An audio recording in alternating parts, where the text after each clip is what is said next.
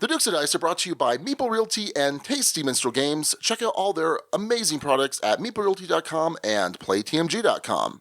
Welcome to the Duchy. It's time for another episode of the Dukes of Dice podcast, a proud member of the Dice Tower Network.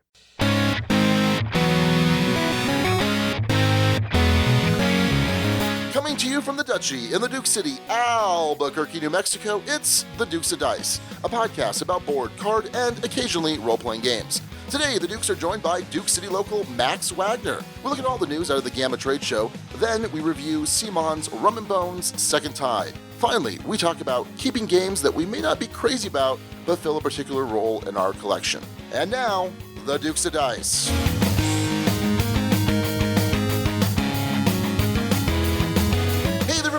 Welcome back to the podcast. This is Sean. And Max. Hey, Max. How you doing, buddy? I'm fantastic. Thanks for having me, Sean. Yeah, it only takes 100 or so episodes. I think my last one was 25, so we're looking at just over 2 years. Yeah. So you were here for the infamous episode where Alex forgot his phone, and I was freaking out about whether or not he was actually going to be able to make the recording. A little piece of Dukes of Dice lore there for you listening at home. Yeah, you and Matthew joined us, and we reviewed, was it Euphoria? We reviewed Euphoria. We talked about the role of luck in board games and how much we're comfortable with and how much it needs to be mitigated, and had a great discussion. Interesting. I wonder if we'll talk about the role of luck and mitigation of luck in today's review. Quite possibly. Yeah, quite possibly. All right, well, welcome back. It's great to have you back. Great to be here. And this is episode 135, Prepare to be Hoarded. Prepare to be Hoarded. Courtesy Mike White, which makes sense because we are talking about keeping games and Rum & Bones. So I think that's perfect. So thanks, Mike. Well done, Mike. And for everyone that doesn't know, in fact, we probably have,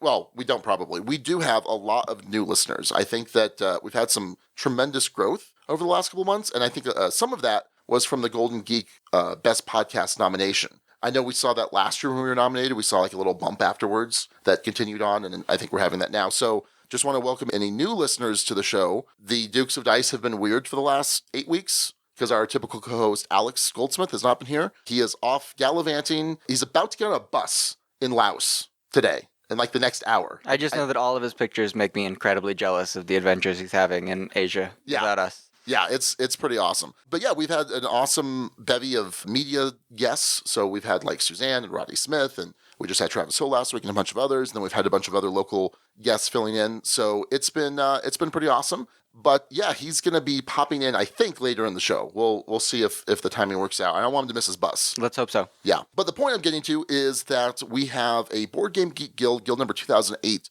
where all of our guild members, listeners, they go there to help with the Dukes on Deck every week, which talks about what we're going to be reviewing, and also has an opportunity for you to try and name the episode title. So if you want to go check that out, that would be really cool, and you can get in on the competition where the prize is just bragging rights. But it's fierce. It certainly is. There's some great titles suggested this week and every week. Indeed. So this week, Max, we're going to do something a little bit different. We're going to skip recent plays. And part of that is because of GAMA. There's a lot of news out of GAMA, so we want to kind of do some extended GAMA coverage.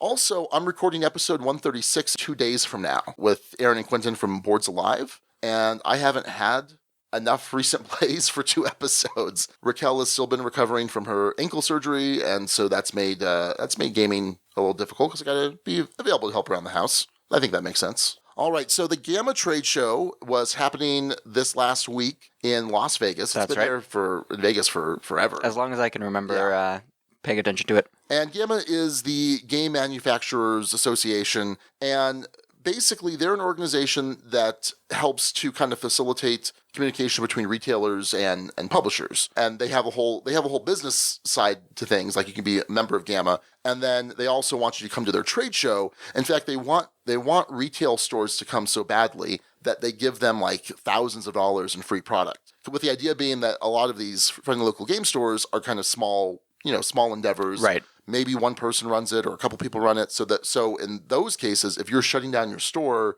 during the week, then they want some incentive. So here's a couple $1,000s worth of product to make it worth your time. It's a pretty big ask to get some of these smaller stores out to a convention. Right. And then they put on a bunch of different seminars, which I've seen, like, because I have Facebook friends that are like my buddy Darren from Imperial Outpost in Phoenix. So he goes every year, and attends the seminars, and because actually you have to attend a certain number of seminars to actually get the product. But it's because they think they have information there that's pretty valuable. And from what he's told me in the past, and from what I've heard from others, it's a pretty valuable system they got going there. But this is also the time when publishers are showing off some of the new stuff they're going to be releasing later in the year. And I think that's where we're most interested. Absolutely. A lot of stuff that we're going to be seeing at Gen Con this year is first getting announced at GAMA this weekend. Right. So we just kind of highlighted, I mean, there's a ton of stuff here, an absolute ton of stuff. And we can't hit it all, but at least some of the stuff that interested us. So Max, why don't we talk about CMON? We're going to be reviewing Rum and Bones Second Tide later, one of their games. They've got some pretty interesting announcements. Lots of news coming out of CMON this week. Yeah, so the first was the new hires. First, they're bringing on Adrian Smith as the lead artist, and he did art for Blood Rage. He's doing art for Rising Sun. I mean, he goes way back. Magic the Gathering, all sorts of stuff. Definitely an industry veteran. Definitely someone I see being a good fit in this case. I think he's going to be able to bring a lot to the team. He's been working with them on a number of projects lately. And then here's the big one, though. Eric Lang, famed game designer, designed a bunch of games for CMON. He is being brought on as the director of game design. That's right. So he has to move to Singapore, That's correct. I understand he's relocating to Singapore. He's going to work with their team there. He's going to work with their game design team in Brazil, generally overseeing pretty much all the products that are going to be coming out. I think this is kind of interesting because, I've met Eric several times. I've played games with him. He's a really nice guy. And he's kind of, in my opinion, and I don't mean this in any way to be derogatory, I find it to be complimentary, but kind of a mad scientist. Absolutely. When it comes to game design. I mean, he's got that hair, he's got the look, he's got like enthusiasm and energy. Super passionate about what he does, super passionate about the games. So this just seems interesting. I mean, my guess is that they're throwing a couple carloads of money at him. What one can imagine. and the reason being is because he's kind of, I know he likes to travel a lot, and I know he likes to work on projects that he's passionate about. I mean, I've heard him on other shows, and he'll talk about, I'm working on these 3 games, but ultimately I just dumped this one, I trashed it, I didn't like it, right? Not worthwhile. So now he's got kind of, I don't know if it's necessarily going to be a 9-to-5 job. I think it's still gonna have some extended hours and whatnot, but maybe limit some of his freedom. Yeah, I don't know. I think that, looking at his perspective on the move, he seemed to be excited about it. His thought was that it was going to allow him to work on maybe 1 or 2 big projects of his own every year and focus on those in a more in-depth way than he would otherwise, and spend the rest of his time helping develop the game design community, as it were, which I think is something that he's passionate about. Yeah, because certainly without this job, he would have to make sure to publish, or to sell rather, a certain number of games a year, right? To support himself. So this might give him that freedom. So it might be less restricting than I might think on the surface. But time will tell. I think it's very interesting. I think he's really talented. Yeah, that's pretty interesting. The other interesting bit of news is CMON announced a Song of Ice and Fire miniatures game. That's right. Not Game of Thrones. Not Game of Thrones, which is interesting because that's the name that most people are familiar with. Right. They're not necessarily familiar with, the book 1 of George R.R. Martin's series is A Game of Thrones. The whole series is A Song of Ice and Fire. So I wonder what that says about licensing issues. Well, I think there are a couple of things going on here. I think there's the standing Fantasy Flight Games license. And it doesn't look like they're slowing down their production of Game of Thrones card games. They've got an expansion for Iron Throne in development right now. I think we probably continue to see things come out of their studio for a while now. I think this probably has something to do with the fact that it's distancing itself from the television show. Yeah. They want to make it clear that this is based on the books and not the TV show. Right. And so I'm curious. I wonder if they have the rights to be able to say Game of Thrones. I don't know. Yeah, because it doesn't, you think you'd put it there somewhere, right? Just to capitalize on the branding. Yeah. If nothing else. For the familiarity of most people, it's very possible that even a lot of the, people that haven't read the books but have watched the show, or at least have some passing familiarity with the property, would be more familiar with Game of Thrones. Apparently it's not a fully exclusive license. Maybe this is just the miniatures license. Right. I think that's what's going on here. I think Dark Sword Miniatures had the license to produce the miniatures for the game. I think CMON is piggybacking off of that license that Dark Sword already had. So let me read here the description. A Song of Ice and Fire tabletop miniatures game lets players take control of their favorite houses from the novels, represented by trays of high-quality, pre-assembled miniatures, I like that, and lead them into battle against their opponents. Players can recreate their favorite moments from the series, or create their own stories. What if the Red Wedding never happened, and Robb Stark's... well, man, I feel like the spoilers. This is a ton of spoilers right here. Maybe pop in a spoiler alert before the... What if the blank never happened, and blank assaulted blank? Is that better? Sure. Yeah. Now fans can find out.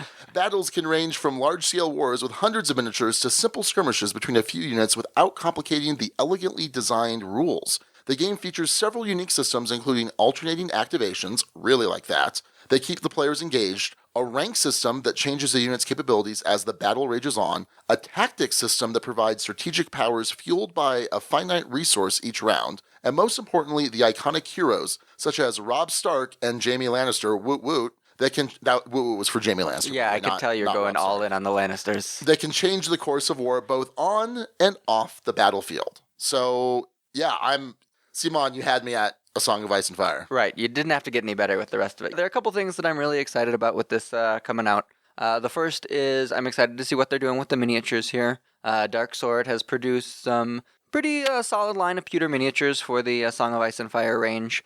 Looking forward to seeing what they're doing with bringing this into plastic and partnering with CMON, who has a great history of plastic pre-assembled miniatures. I also understand they're looking at a new material, so we're not going to be seeing their traditional PVC here. Right, it's a new type of plastic. We're not going to get the floppy spears that we've become accustomed to with some of the other things coming from their range. And I'm okay with that PVC plastic in board games. Absolutely. I have no issue with that in board games. In a full-on minis game, though, yeah. So I'm curious to see what these are going to look like. Obviously, this is a property that I absolutely love. And I've read the books several times. I watched the show. The whole family watches the show. Very awkward with Mariah. Very awkward. But anyway, this is a property that I absolutely love, and something that I've wanted to have in miniatures form for a while. I've thought about making, like, back when I was playing 40K, having a Lannister-themed Grey Knight army, which would have required a lot of work. Yeah, what's interesting, though, is, like, I really enjoy the Lannister armor from the shows. Right. It's got, like, a little hint of Roman, a little hint of Japanese influence. It doesn't look like they're carrying that over. Again, this is kind of a inspiration from just the books. Going to see more traditional. Right. So that's interesting. So they're coming out first with the Stark vs. Lannister set, which is going to be kickstarted in Q3 of this year with anticipated release in 2018. That's right. So it sounds like if this is that typical kind of starter set, this is something where you can buy one, a friend can buy one, and you swap. You say, here, you have the Starks, because get rid of these Starks, and you give me your Lannisters. Right. I'm afraid that I'm going to be stuck with the Starks, since Sean is going all in on the Lannisters here. But at the same time, I wonder if maybe you want both sides just so that you can have a friend over. If it's simple enough and easy and accessible enough, I think that's absolutely right. You bring somebody over, you teach them the game in half an hour, and you can get it down on the tabletop right away. Yeah. All right. Well, that's going to wrap up CMON. So next up is Games Workshop news, which the company has kind of taken a pretty drastic turn in the last 2 years or so. I think that's absolutely true. So, they've been into this miniatures game for quite a while with Warhammer Fantasy, 40K, Warhammer 40,000, and also the Lord of the Rings, The Hobbit, and before that was Lord of the Rings strategy battle That's game. right. They did this War of the Ring, which was supposed to be this like rank and file version of Lord of the Rings, and it was terrible, simply terrible. But anyway, they have kind of been their own little pocket of the gaming world, and I feel like they're trying to clean up some of the practices that have kind of raised a lot of ire from people, myself included. A former GW employee and longtime purchaser of many GW products. I've been playing GW games since I think I bought my first one when I was 16. So we're talking almost 20 years of playing GW stuff. Yeah, I would say that my first GW purchase was probably in 5th grade. Okay. So I was maybe 10 years old at the time. So I'm also looking at about 20 years of GW. Not continuous by any means. There were definitely times where I haven't played, but... Well, and for me, there was a good stretch of time where this was my primary gaming, where, I was playing every GW product, all of the specialist games, multiple factions for each. And so since jumping into board gaming, I've kind of ignored some of their stuff. I've purchased like the Silver Tower the Warhammer Quest, the new one, the Battle for Prospero. I don't know. It looks like they're trying to kind of break into the hobby market a little bit different than the ways they already have. But they've got 3 new releases they're talking about. They have the Caradron Overlords, which is a new faction for Age of Sigmar. And Age of Sigmar is what replaced Warhammer Fantasy Battle. And what's interesting about Age of Sigmar is when it first came out, there was like no structure for it whatsoever. None at all. It completely nuked the 30 years of Warhammer Fantasy history that they had built and said, we're just resetting everything, which was kind of disappointing to me at the time. In a sense. I mean, I think there were a lot of us who had a significant amount of investment in the lore of the old world, and that pretty much just got not retconned per se. I mean, they did say, okay, this is what happened, now we're moving forward to this. That stuff all still happened, but that world doesn't exist anymore. Right. And then they kind of botched the initial release of Age of Sigmar by, again, not having any kind of structure. They're just like, oh, if you want to bring these 8 units and your opponent wants to bring these 30 units, yeah, that's fine. Eventually, they came out with like the General's Book or General's Handbook. General's Handbook, yeah, which then added that structure back in that everyone's like, why wasn't this here to begin with? So this is a new type of dwarf army where it looks like they have a bunch of airships. They are space pirates of the dwarven variety, as far as I can tell. It looks really cool. It looks really, really cool. Not cool enough that I want to jump in and play, mind you. But it looks really cool. I gotta be honest, this is the first of the new releases that really didn't do it for me. Oh, really? I think they've been knocking it out of the park with the Age of Sigmar releases lately and some of the new 40k releases. I thought the Sylvaneth were fantastic. I thought the new Chaos stuff was fantastic. Yeah. These guys are just a little bit too cartoonish for me. Yeah, I think that's what I liked. It almost feels like World of Warcraft. And I'm like, yeah, I'm kind of into that. So, I mean, I definitely think that there's a lot of people in the community that are really excited about these. I think people have been asking for this for a while. I think this is going to see a lot of, not necessarily new life, but I think a lot of people are really going to go in for this. So the second thing is Warhammer Underworld's Shadespire, which is some kind of new board game. They said that it's going to be very different from any other board game that they've done previously. So here's what I think. We don't have hardly any information other than a title and one promotional image here. What I think is happening here is I think that Games Workshop is looking across the table at Fantasy Flight and X-Wing right now and seeing the monstrous sales that they are having. Right. X-Wing topping every sales chart in the industry right now, at least here domestically.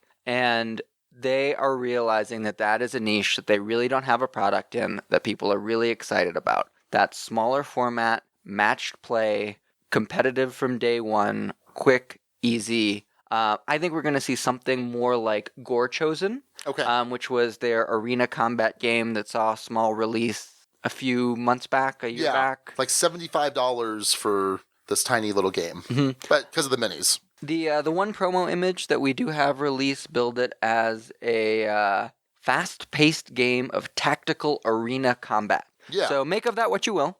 Yeah, it sounds interesting, and apparently there will be more information at Adepticon, which is supposed to be happening next week. That is a big miniatures, but mostly GW convention in Chicago. I actually went to Adepticon in 2008, played in the Lord of the Rings tournament, and I actually won Best Painted Army for my Hara Dream, the Men of Harad, and also had some of the from the Deep South. Yeah, that was pretty fun. I was not aware. Congratulations. Yeah. They're upstairs in the case. You've probably seen them. I have seen them. And then the last thing here is Shadow War Armageddon, which is supposed to come out in April. It comes with scouts and orcs, and I couldn't quite tell from pictures of the minis if these are supposed to be Space Marine scouts. I think that's the impression that I got from the box art. Yeah, I think so. Fully plastic modular terrain makes up the bulk of the box. Mm-hmm. And basically, this is supposed to be an updated Necromunda. I think it's pretty much a straight reboot here. Yeah, so I'm very excited. I love Necromunda. I've had a ton of fun playing that. Basically, it's supposed to be a small skirmish level game where you have just a handful of miniatures, but you're controlling them individually. They gain experience and new abilities over time. They keep injuries from one game to the next. And the hard part about Necromunda, ever since they stopped supporting it 15 years ago, I think, was that Necromunda relied on having a lot of really dense terrain. And it was really hard to kind of recreate that for a while. Although in the last 5 years, there's been a lot of third-party sources out there that have made that easier. So if this is mostly about terrain and just really dense terrain, that's really cool. I will probably pick that up because I love Necromunda. And yeah, now it's taking place on the hive planet Armageddon, Okay. which was I'm assuming if it's called Shadow War Armageddon, usually that's referring to Armageddon, the world. Okay, the next company I want to talk about was Fantasy Flight Games. Max, if you want to take a nap while I talk about Star Wars Destiny. Yeah, this one is all you, Sean. This was one that I kind of chose to keep my distance from, knowing that those little blister packs of joy. Right. Yeah. So coming in May, I believe, is the plan. The first expansion, the Spirit of Rebellion, which is going to have a lot of Rogue One stuff in it, is coming out. And so they want to reveal some of the new yellow cards, which is kind of like the Rogue faction. And so, for example, they have Maz Kanata, who's not from Rogue One, but she's from Force Awakens. It's called Maz Kanata, I think, Pirate Queen. And she's a really cheap support character. She's either 8 of your 30 points for 1 die or 11 for 2 of the dice. And then after you activate her, you can resolve up to 2 of your dice, which is pretty interesting. A lot of the yellow characters kind of work on that speed of play in the sense that they give you like free activations, or like Boba Fett lets you activate him immediately after someone activates one of their characters, or in reaction to. There's a new Chewbacca who comes with a bowcaster. So this is a new card. It's expensive. It's 4 credits, but it's the die for it is insane. It has one side with 2 ranged, one side with 4 range where you have to pay to use it, and then it has a +3 range on another side. So just a ton of range attack on this die. Just crazy. And then it's playing around this concept of having copies of cards in your discard pile. So there's Long Con, which costs 0, and when you play it, you'll gain 3 credits if you have another copy of this card in your discard pile. And of course, you're discarding cards to reroll dice and for other effects. So that's pretty interesting. And then like the diversion card, it makes your opponent, I believe, get rid of resources, but it's better again if you have copies of it in your discard pile. And then there's a really cool character upgrade called Lone Operative, which lets you heal 2 points or 3 points if it's on your last character, and it triggers off of the special icon. And there's actually 2 special icons on this dice. So that's some crazy healing. I'm really looking forward to this. I wish I had access to boosters now. Someone on the guild, or maybe it was Twitter, was talking about, hey, if you want, you can try and hunt down some German or French boosters. Those are still available. And I was like, I'm probably not going to do it, Max. I can see the temptation in your eyes there. But I definitely thought about it. So yeah, that's Star Wars Destiny. I'm a little bummed that I couldn't get it going here because of availability. If I had been able to convince Rory from the get-go to bring it in, maybe. But even at first, I wasn't on board. So it took me a while myself. So it's my own fault. But hey, you know what I'm not going to miss out on? What are you not going to miss out on? Legend of the Five Rings. Did you ever play this? Did you ever play L5R? Now, I didn't. I'm familiar with it. I knew plenty of people who played it. I'm excited about the reboot. I always really liked the setting and the theme. I thought that it was a really well-crafted world, and definitely had all the things that interested me there. I just didn't have a community that was playing the card games at the time when it was really popular. So this is set in a type of fantasy feudal Japan. It's not actually Japan. That's the source that it draws from. And L5R has been going on since the mid-90s. It's one of the first CCG games that wasn't there to just like capitalize, to just like make a quick buck on CCGs. It's been around. It's had a very vibrant community. Certainly not as pervasive as Magic, but it's been out there. There's certainly a lot of communities. And what's really cool is that they would have these Kotai tournaments, and at the Kotais, whoever would win would influence the ongoing story of the game. Right. And so that's really cool to know that as a player, you have some sort of influence on it. And on top of it, every edition, that change is made manifest, where a certain clan maybe loses its honor and is no longer available as a playable faction. Or maybe this clan now becomes a faction that's underneath, that's subject to another clan. Or maybe introducing a brand new clan. So I remember when they introduced like the Spider Clan, which is kind of like this chaotic evil clan. So new clans are coming in, coming out, lots of interesting stuff. So this information is coming from the colotinformant.com, someone that was there at the Fantasy Flight informational release. According to Steve Horvath from Fantasy Flight, he said that we bought this property for more than just doing a card game. This is what I'm most excited about. I'm not a big LCG, CCG player. I don't know if I'll get into the card game, but because I really like the setting, I'm hoping we get to see some board games in the setting from Fantasy Flight. Yes. I am very excited for that possibility. But there's a great L5R RPG, so maybe that will get continued as well. And they're saying that players will still have impact on the storyline, but it won't necessarily work in the same way that it did when L5R was with AEG. There's going to be zero compatibility with the old game, which is fine. I expected that. The design team, the lead designer is going to be Nate French, who has done a bunch of their LCG stuff, so I think that's really strong. They're still going to have a Kotai system, their tournament system, but it's going to be a little bit different. There's going to be 8 Kotais in the world over a 20-month span, which is going to be similar to their open series they do for X-Wing. Right. They're going to have store championships, national championships, world championships, lots of stuff going on there with organized play. This will be the biggest initial print run that they've done for their LCGs ever. And I think that that's good. I think there's going to be, because like I said, you're going to have a bunch of people who have played the CCG. They're going to come over for this. A lot of people like myself who have played it in the past who are going to just dive into this head first. I'm really excited for this. They're going to have a big opening event at Gen Con that's going to be broadcast around the world. It's going to have a similar rotation system to their other LCGs. The Dynasty packs, well, let's talk about the core sets. Right. The core sets are going to have a $39.95 MSRP. It's expected that these big boxes will be based around clans. Okay. So I don't know if that means that the core set is going to have a couple clans, or if they just mean the big box expansions. Right. So, because typically they're going to do these monthly Dynasty packs, and then I'm thinking that every quarter is it every quarter they do a big box expansion, or is it twice a year? I can't remember. But maybe that's going to be where they kind of introduce a clan. So I'm not sure how many clans are going to be available. But here's the upside and the downside, right? The upside to this is that this is a game that benefits from having a lot of clans in the mix. Right. Because they all play very differently. I mean, very, very differently. There's different ways to win in this game. There's eliminating your opponent's strongholds. There's honor victory, dishonor defeats, lots of different stuff there.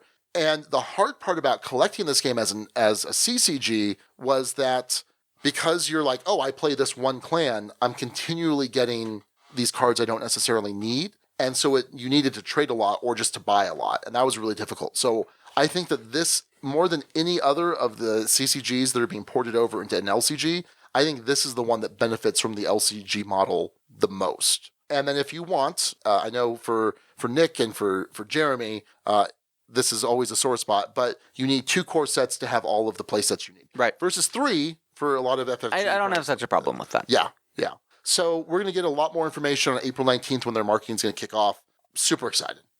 Yeah, I think there's going to be a massive demand for this. I think it's going to be a smash hit from day one. Yeah, my plan is to be neck deep in this stuff and promoting this because I think it's a fantastic game. I think I like it better than Netrunner. I don't know. We'll see. All right, well, let's move on. Just a couple quick bits here. Paizo showed off their new RPG.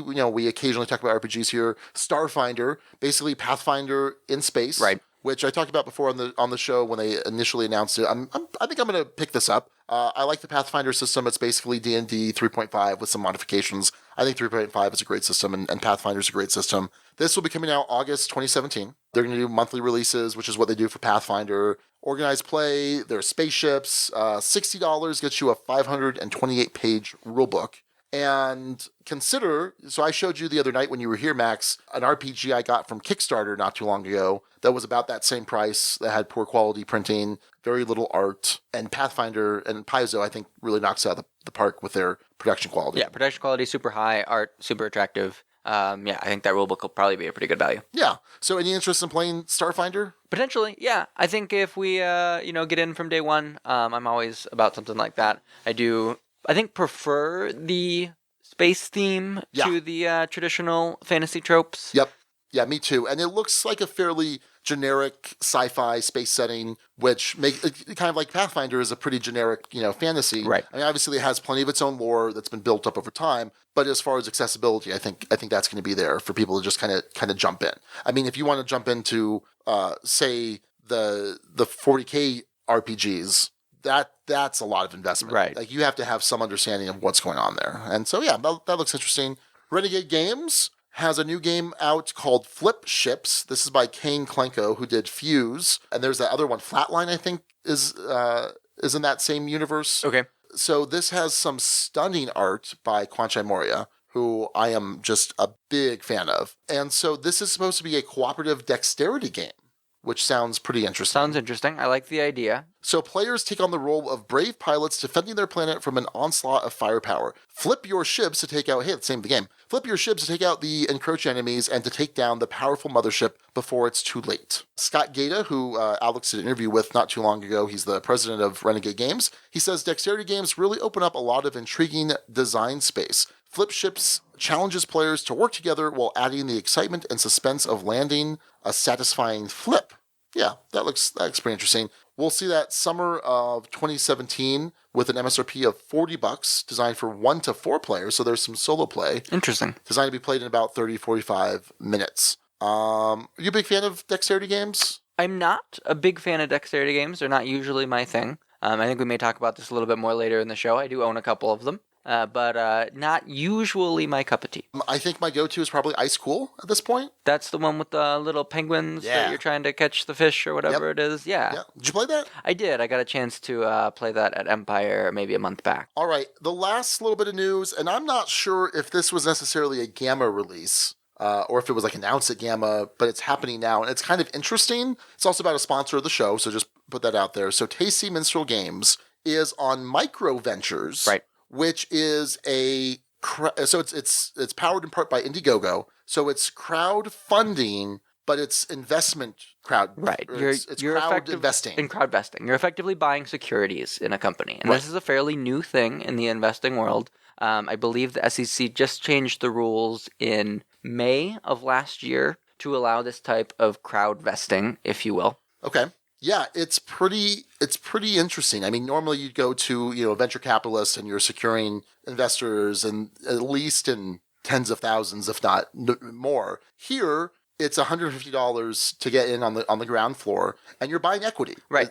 I mean, there are perks like Kickstarter, like Indiegogo. There are some perks that you're getting. So, for example, if you want to invest $25,000 in TMG, then you get executive producer credit on 3 future games of your choosing, a copy of every game currently in the warehouse, and each game released for the next 3 years. Right. And keep in mind that most people actually won't be able to do this. It's pretty well regulated by the SEC. You're limited to, I believe, 5% of your gross income, or $2,000. That's for incomes under $100,000 a year. Above $100,000 a year in annual income, there are some other rules. But they do want to keep this in check and make sure people aren't going wild and crazy and throwing away their retirement funds into these less reliable and potentially risky investments. Yeah. So this is pretty interesting. Essentially, they're looking for a minimum investment, I believe, of $50,000 is what I saw. And they're approximately at, I think, 25,000 right now. It provides all of their financials. So if you want to see all of their gross profit, all of the revenue, everything coming in and out, it's all there. Right, and that's absolutely mandated by the SEC for this type of thing. Yeah. So but if nothing else, it's kind of an interesting look into the industry to maybe see some things that you might not otherwise have access to. Well, and I know this micro investment thing has been happening like in the third world to get some businesses up and off the ground in underdeveloped countries. It's interesting that model, and I don't know if it's that same model, because I think we're talking smaller investments there. Right. I mean, micro. Here, this is micro relative, right? To investing generally, but it's certainly interesting, and I'm curious to see how this kind of pans out. Is this an available source of capital for other board game companies? Yeah, definitely worth following as an industry kind of thing. Yeah. All right. Well, that's going to do it for kind of our little GAMA overview. We need to talk about our Kickstarter game and some other bits of business, but we need some help from the one, the only Alex Goldsmith. Let's see if he's available over there in Asia. All right. Well, hey, real quick, we're going to be joined by the friendly Shoggoth. Oh, wait. The friendly Shoggoth is dead. He died. He's in rehab. Alex, how you doing, buddy? I'm doing fine. I'm in a different country now. What? You've been in a different country for a while. Well, yeah, but different from last time I talked to you. Oh, okay. Where are you now? I am currently in Laos. Does anyone else feel like we're playing Where in the World is Carmen Sandiego with Alex here? That's literally Alex's dream. That's the dream for Alex. To Norway's Bonaire to Zimbabwe. Yeah, I can keep going. Anyway. So he wants to be Carmen, right? But he also wants to be a cappella. Okay. Or rockapella. Sorry, excuse me, Alex. Do it rockapella. So we're going to get him like a red fedora and a red trench coat, and we're going to send him on his way. Is there like a garment district nearby, Alex, that you can just pick up the Carmen San Diego garb? Yeah, I could look around for that. I'm sure I could get that made custom. Yeah. So does that mean you're going to do it? No. Oh, well, thank you. And thank you for letting all the listeners down. I just let you down. I don't think anyone else out there cares. So Alex, we're in the middle of our news segment because we're kind of doing extended GAMA news. Were you able to follow any of the GAMA news coming out of Vegas this last week? No, other than I saw a lot of tweets from some friendly folks. Suzanne was pretty active on there, but in terms of actual news, I didn't pay a ton of attention. Okay, so par for the course, right? Yeah, par for the course. That's about what I'd be doing if I were anyway, in fairness. Yeah, okay. So, yeah, we talked all about that, but we still have our Kickstarter to cover. But before we get to our Kickstarter, there's been some shakeup in the Dice Tower network this last week. And I thought that it kind of affects you in some ways. Not affects, but... So, number one, Flip the Table announced that this is their final season. And I know you're a huge fan of Flip the Table. That affected me emotionally, Sean. Yeah. I've been overseas for like a lot of bad news generally. Mm-hmm. Like every time I turn on Google News, it's not good news generally. It's mostly fake news, so it's fine. Yeah, mostly. But that was up there with some pretty sad times. Yeah, I love that show. It makes me crack up every time. They get into like it's such a unique space in the podcast, in the board gaming podcast realm, because they're talking about games that are so underappreciated, not talked about, forgotten, and almost scoffed at. And they take some time to play some really awful ones, and also some ones that are surprisingly not as awful as you think they'd be. And so, I think they're going to be missed in the board game media space for sure. So maybe that's going to leave some space that when you come back, maybe you want to spearhead some kind of Flip the Table-esque segment. I don't know. I could see that happening. Sean, I already tried to get you to do that a couple of times with and our wonderful Star Wars VHS game experience. Hey, I was a part of that. I believe I won that Star Wars VHS game experience. Nobody won that. I blitzed the Death Star control room on the last turn there. It was an epic moment in gaming for me. That was so weird because no one could hear anything that was going on, really. No, we were all sitting there with our tiny little cell phones trying to synchronize the video so that we could hear the instructions. And then the other bit of news is from Ludology, one of my favorite podcasts. Mike Fitzgerald announced that he is moving on. He's going to be leaving Ludology after the next couple episodes. Yeah, and I actually reached out to Mike after that announcement came out, and he seems totally at peace with it. It just seems like he's felt like he said everything he's needed to say, and you got to respect that if that's where he's coming from. By the way, Sean, I have an announcement. I felt I've said everything I need to say. And, no, just kidding. Or am I? I mean, it makes total sense if he's not feeling like it's not something that's making him happy. He's not under no obligation to keep doing it for the listeners, even though, as a listener to the show too, I love what he brings to the table. And obviously I love him as a game designer. Design my favorite of all time. So Don't say it yet. Let's have a natural, organic first mention. Okay. So just calm down. Just calm down. No. Cut it out. I'm going to edit that out. So yeah. And what's interesting now is there is only one podcast now that will regularly be talking about the good news of Motainai. Because with Mike gone, so now it's all on our shoulders, Alex. The burden you guys have to bear is tremendous. Yeah, it really is. It really is. Well, and 90% of that burden always has to go on Sean, because that's just how the world works. Great.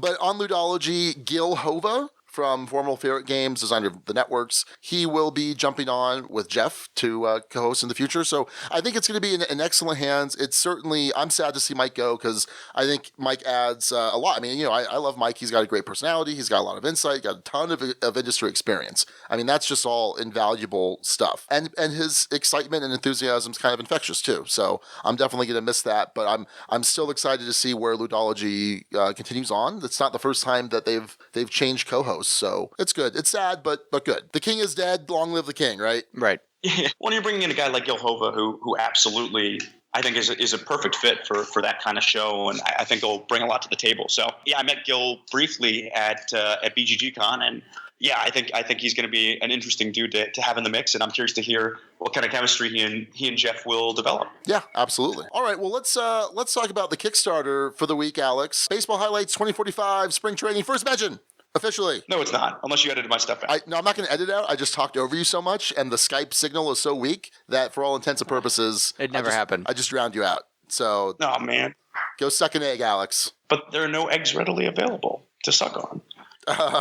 So anyway, Alex, why don't you give our listeners a little rundown of Baseball Highlights 2045? The game as a whole or the spring training one? Sure, the game as a whole. Because I was talking at the top of the episode how we've actually had a lot of new listeners, a significant number since you left. Baseball Highlights has not been talked about too much. I wonder if there's any correlation there. Well, it's interesting. It actually started, our first big bump started the week before Alex left. So Alex's last episode. Well, you get to take credit. Yeah. So, and then we got another nice bump after the Golden Geek nominations were announced, which is the same thing that happened last year. Anyway, I'm repeating stuff that the listeners have already heard. Yeah, so we probably have a lot of new listeners who aren't particularly familiar with you, Alex, or your unnatural love of Baseball Highlights 2045. I would call it perfectly natural because there are plenty of naturals involved in this game. So what's the deal with Baseball Highlights 2045? So Baseball Highlights 2045 is a game with deck-building elements. It's a tactical card game with deck-building elements. Perfect. Trademark Sean Ramirez, Dukes of Dice. And confirmed by the game's designer, Mike Fitzgerald. It's true. On air. And I have the proof. It's baseball set in the future in the year 2045, where human players are still going, but there are robots now allowed to play, and humans with robotic pitching arms, cyborgs. So you have cyborgs, the pitchers, you have robots, these robotic hitting machines, and then you have the naturals, the humans, who sort of play on the field and try and keep up with the technology as best they can. And really cool game. You're basically building your team over the course of a World Series and trying to respond to what your opponent's doing. And to say amazing is an understatement, given it's my favorite game of all time. And so what's the idea with this particular Kickstarter? It's called Spring Training. So one of the big tricks with Baseball Highlights that I've found is it can be tough to get gamers in for one reason or the other. On one end, you have folks who just don't get baseball all that well. So if you don't understand baseball too well, the rules aren't necessarily always so intuitive. And the rule book, at least initially, was pretty rough. Obviously, they had some help from Paul Grogan, did a great job on the new rule book. Yes. That should be coming out with all the games. But, that was the teaching. The teaching has been a bit of a trick with this game. Ever since the beginning, and I think Mike's acknowledged that. So this is a bid to make the game more accessible, because it's a good way of getting folks in at a lower price point. Maybe they don't know if they want to play a game about robo baseball set in the future, and so you have a chance to get in, on a less of an investment. In this case, $19 for the Kickstarter. Yeah. And you get a couple of teams, and you get a smaller free agent pool, and you get a nice little tutorial on how to play. And the idea being it's going to be a way to get you into the game. And if you end up liking it, you can always get the expansions, add on, and really dive deep into it. And if you don't, well, you're only out $20. So, yeah, I think it's a great idea for getting more new players in. Yeah, so a couple different pledge levels. Like you said, $19, and that gets you the base spring training game, which gives you the New York starting team and the LA starting team. So that's pretty decent. And I think 40 cards with the free agents come with the spring training. Yeah. That's correct. Then there's another $19 level, which gets you, if you already have Baseball Highlights and you just want to get the new stuff, because there are some new expansions. There's Ballparks, Home Cooking, Double Trouble, and then there's some promos. So what do you know about Ballparks? Because you played it, right? You played with them, with Mike? I didn't play with Ballparks itself. Oh. That was the expansion I didn't play with. And some of these expansions were actually just more in conceptual phases. Mike, I think, had a pretty good idea of what was going to go into them, but the full cards weren't ready, and it wasn't quite ready to play with just yet. But Mike had sort of kind of clued me in as to what was going on with a lot of this stuff. So Ballparks are certain stadiums that you can play that will affect how certain cards will work. So, for instance, it might make naturals more effective or less effective. It might have some effect on increasing the value of hits, but generally speaking, they're area effects. These are cards that are going to come out at the beginning of each game, and they're going to have some global effect on the rules of the game that are going to change the way that series plays itself out. Is that what I understand? That's my understanding, correct. Very cool. And then do you know anything about Home Cooking or Double Trouble? So Home Cooking, that expansion triggers off of whether you're the home team or the visiting team. It's meant to put more emphasis on how you're planning, and there's a little bit of hedging that's going to come in of, hey, I'm not the home team this next game, but I have this one card that will be perfect in this one situation if I'm, say, the visiting team. Do I keep this thing on deck? Do I try and cycle it through my deck and maybe get it in a later game when I might be the home team in the future? So it takes this home visitor element, which is important in the game, and adds a little extra emphasis and more thinking you have to do around that. And then what about Double Trouble? That, I think, and I could be dead wrong on this, and if I'm dead wrong on this, I'll be upset. I believe that's certain cards that have both offensive and defensive effect, potentially instant effects. So more versatile cards. All right, so then finally there's the last pledge level, the $164 pledge level, which gets you the full base game. It gets you the 10 expansions, including the 3 new ones, all of the expanded 20 different starter teams, plus all of the promos. This one's only available to U.S., Canadian, and European backers. So let me ask you this. Number one, we need to see 2 more expansions. We need to see an Albuquerque starter team. Which we never will. Why not? We can have an Albuquerque starter team. There's no Major League Baseball team unless they go through the entire minor league roster. In 2045, you don't know that. You're absolutely correct. Thank you. I don't. And speaking of 2045, so there needs to eventually be like a 2053 expansion, which adds a 4th class of players, aliens. I would be 100% behind that. I've never thought of that before. I'm just now thinking that right now. What do you think, Alex? Aliens, the fourth class. Somebody call Mike. What about instead of aliens, you have aliens and cowboys? You put them both in the mix. Yeah, let's reference a terrible sci-fi movie from 8 years ago or so. Hey, I bring a lot to the table, Sean. Don't you forget it. So yeah, go ahead and check out Baseball Highlights 2045 Spring Training. This ends April 4th, 2017. It's currently raised $10,000 of its $4,000 goal, but it's got some time to go. So yeah. So Alex, I know you got to go catch your Z's, but do you want to fill the listeners in on what you've been up to the last couple weeks? So for much of the last couple of weeks, I was in Vietnam. I was in Hoi An exploring and checking out the Lantern Fest. It's a UNESCO city, so a lot of cool historic sites there. Went up to Hanoi toward Ha Long Bay on a cool little cruise out there. And Hanoi itself is wonderful. Food in Vietnam is stellar food. Definitely got a bit of a banh mi addiction, which was solid. And then I flew in just a few days ago to Luang Phan, Laos, and the reason I have to go to bed is because I'm getting up super early to get on a bus to go down to Vang Vieng, which is like a tubing center here in Laos. A what center? A tubing? Yeah, tubing, river tubing. Okay, that's what I thought. Yeah, I love river tubing. It's awesome. I've only done it in Laos Arizona. is sort of like life on the river in general. They don't have they're the only country in Southeast Asia that doesn't have any ocean to speak of, or any. It's completely landlocked. Yeah, so, yeah.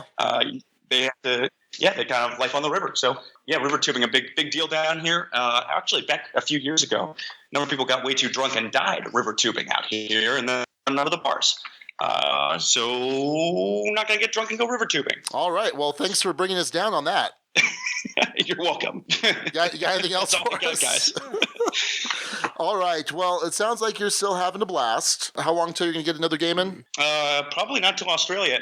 Actually, thank you for reminding me. I put out like a thread on the guild just to see if any Aussies or Kiwis were tuning in. And so any Aussies or Kiwis, if you're tuning in, hit me up on Board Game Geek and let me know when you're playing, where you're playing. Love to meet up and get some games in with some listeners, especially because I'll be celebrating my birthday out in Australia. Yeah.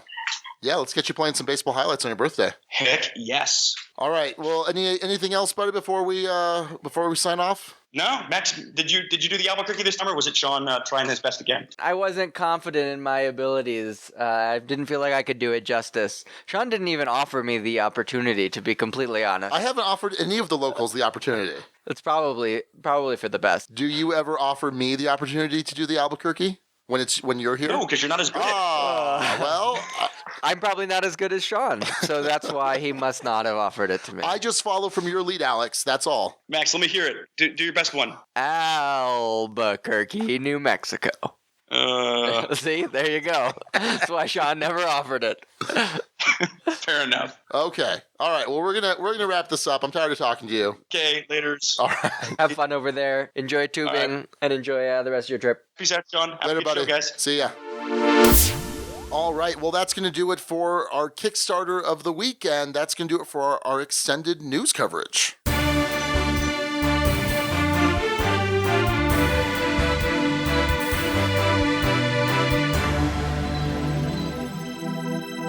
So even though 2017 is still kind of new, it looks like we have a front runner for one of the hot games of the year, and that is Gloomhaven. This dungeon crawl packs a ton of content into this gigantic box. It weighs 300-400 pounds, maybe not that much, but quite a bit. And while I don't have a copy, we've got some locals here that do. And let me tell you, it is a bear. There is a ton of setup and breakdown to this game. There are a ton of components. Storage for this game is nearly impossible. However, our friends over at Meeple Realty have come to the rescue and have a storage solution for you. A fully compatible insert for Gloomhaven. This insert is sure to increase the setup and breakdown of the game, and if you own a copy of Gloomhaven, you need to own this insert. I know that Meeple Realty is working hard on a lot of awesome new inserts, including inserts for the Arkham Horror living card game and Anachrony. In fact, they already have inserts for so many of your favorite games. So be sure to check them out over at meeplerealty.com to check out their full range of high-quality board game inserts engineered to enhance your play experience. That's Meeple Realty. Think inside the box.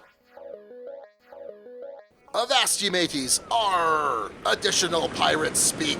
We're swashbuckling, storming the enemy ship, fighting the Kraken, and swinging from ship to ship. Errol Flynn, eat your heart out. It's Rum and Bones, second Tide. All right, Rum and Bones, second Tide. This was published by CMON, designed by Mike Chanal. That name sounds familiar. I wonder where we met him. We'll talk about that when we talk about the rule book. So yeah, this is the second edition of Rum and Bones. It is kind of a simulation of a MOBA, a multiplayer online battle arena. And so conceptually, the idea here is that you control a certain number of heroes, and you're sending the heroes out to attack the enemy, to attack certain points. Like in the MOBAs, it's usually those spawn points or towers or whatever. Yeah, if you've ever played League of Legends or Dota, this will be a very familiar concept to you. Right. And then in addition, you're auto-spawning these creeps, these less powerful figures. In this game, it's going to be your crew, your deckhands and your bosuns that are just following a predetermined path and attacking any enemies along the way. And you don't necessarily have a lot of control over that. But there are some ways where your characters might be able to affect them or card play is able to affect them. But essentially what you're trying to do here is be the first player to score 8 points. You're going to score a point whenever you kill an enemy hero. You're going to score some points if you're able to kill the Kraken once the Kraken appears. And then there are certain strategic points on the board, on the enemy ship, where if you destroy them, they're going to be worth some points. Right. You're looking for their ammo reserves, the main masts of their ship, their rigging lines, trying to take out these deck features to gain an advantage and to gain some points. Right. And so the board is set up, at least in Second Tide, where you have one faction, the Deep Lords, who have this large ship in the middle. And then on either side of it are the ships of Marea de la Muerte, kind of a Spanish... Yeah, your sort of romantic pirates here. And so they have two ships on the side. And you have these, these predetermined paths for the creeps, for the crew to follow. And then you're going to pick 3 characters that are appropriate for your factions. And the base game, and by the way, I should say that we're only reviewing the base game. This is just the base game, no Kickstarter exclusives or Kickstarter add-ons or anything like that. And you have 5 different characters to choose from. And each one of those falls into a particular character class. So you have your captain, you have a brute, you have a swashbuckler? Swashbuckler, quartermaster, and gunner. Yes. And so you pick 3 of those, and it's going to change the game from game to game because they offer some different abilities. That's correct. A different focus. So, for example, your quartermaster helps out with your crew. They can kind of help add crew once they've already advanced on the ship, or maybe have your crew activate kind of out of turn, which is pretty interesting. And so you pick your heroes, and then you start the game. And the game has alternating turns. So I will activate one of my heroes or my crew, and then Max, you'll do the same. And we'll just go back and forth until we've activated everything, and then that's it for the round. So if you activate a hero, each hero has 3 actions, and those actions are typically move or attack. Eventually, when you upgrade them, because each of them has their own dashboard with some upgradable skill abilities, you might open yourself up to some more actions. But movement has 2 movement points, and movement can include swinging along the rig lines. So if you go to the edge of a ship, you're going to say, okay, I'm going to swing now for the second point of movement or whatever point of movement, and you can move multiple spaces, but at a risk. So I have to now measure how many spaces away I'm going to wind up, and let's say it's 3 spaces away. I have to roll a d6. If I roll a 3 or better, I'm fine. If I roll a 1 or a 2, I go into the water, I go into the drink, and I'm out for the turn. I got to wait to come back next turn. So that's kind of interesting. Attacking, you're going to roll some dice. Everyone has a basic attack, and it's going to say roll this many dice, rolling this number or higher. And there's usually some kind of special ability associated with the attack. So for example, the Maria de la Muerte captain, anytime she rolls a 6, she gets to get an extra buck. Right. Which is pretty nice.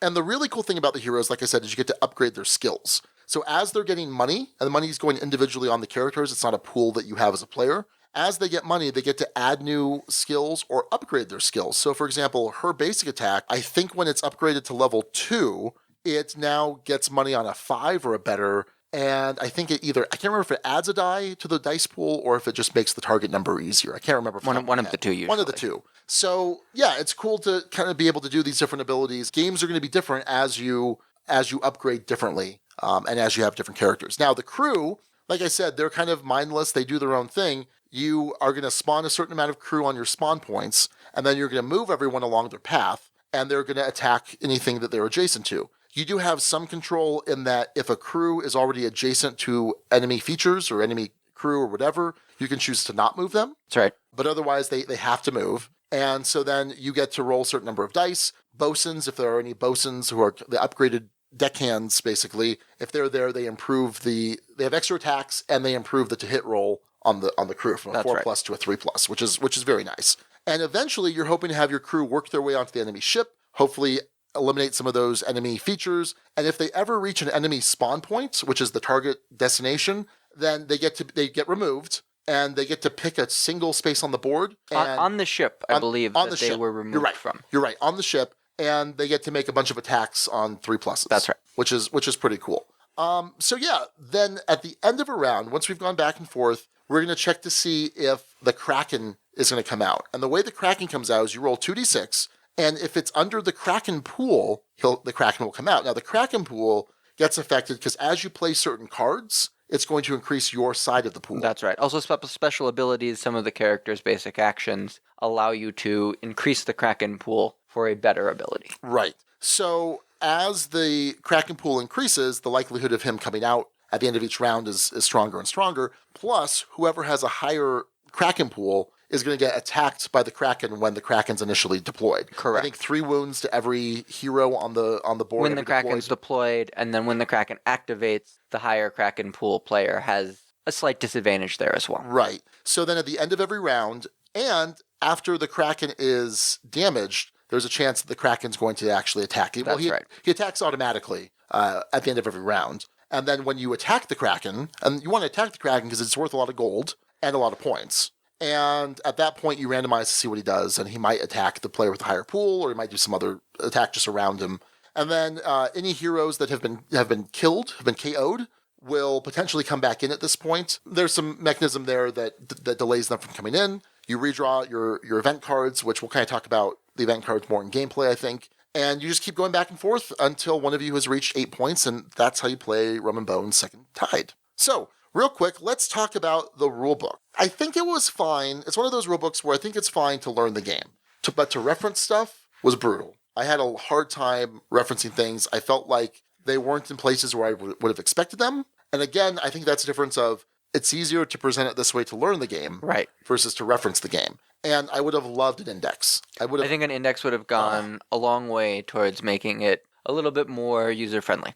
So a couple nights ago, and you can go check this out still, Max, you and I did a live playthrough of Rum and Bones. That's right. Second Tide, and we had some people that were there in the chat, the peanut gallery. We also had the designer, Michael Chanel, and I just kept referring to him as Michael. I didn't recognize the name. The connection was not made at the moment. Which is interesting because when I did the Rum and Bones First Impressions video a couple weeks before, I'd certainly typed his name in to, because I have the list of information including the designer, but it didn't register this time. And this Michael, random Michael person was very helpful with, oh, by the way, the rule says this. Oh, I'm like, oh, thank you. Yeah, he was incredibly knowledgeable, as one would expect. I was impressed in the moment. Now looking back, I understand why he had such an intimate familiarity with the rules. Yes. But Michael, if you're out there listening, thank you so much for being there. It was really great to have you on hand. It was. And then I trashed the rule book, and I'm like, oh, this rule book. Blah. not realizing it was him. I probably would have said, I kind of have a hard time finding stuff in here. I probably wouldn't have been quite so Dismissive. Yeah. So I think that's a good lesson. You never know who's watching or listening. Not to say that I need to be dishonest, but I can certainly couch language differently. But again, I was able to learn the rules for this game from the rulebook very well. And I've expressed this with Uwe Rosenberg rulebooks, right? I think they're great for teaching. They're terrible for referencing. Right. And this kind of fits in that. So an index. I don't know, maybe if a fan of the game wants to generate an index. Right. Somebody put a file up on BGG, let us print it out and stick it in that back page there. Yeah, absolutely. So one other thing about the rulebook that I want to mention, and I asked John how he felt about this the other night, is it comes with a lot of extra fluff. There's a great little story at the end. Each of the characters is introduced, and you're given a little background. Now, Sean, I know for you this isn't something that's important to your game. For me, I kind of like it. Yeah. It lets me kind of get into the narrative more. I like narrative gaming. I want to feel immersed, particularly in a miniatures game. Yeah, and we were talking about it, and I agree, typically, but I feel like there's not enough investment here for me. When I was playing 40K, right? And I'm personalizing these armies, and I'm converting them, and I'm painting them, and I have some sort of level of identification with the army at a certain point, right? I want to find out about its history. I want to find out about the particular characters. Here, for the level of gameplay that I'm getting into, for the level of commitment, where I'm going to play this for an hour and a half every now and then, it doesn't quite grab me like it would otherwise.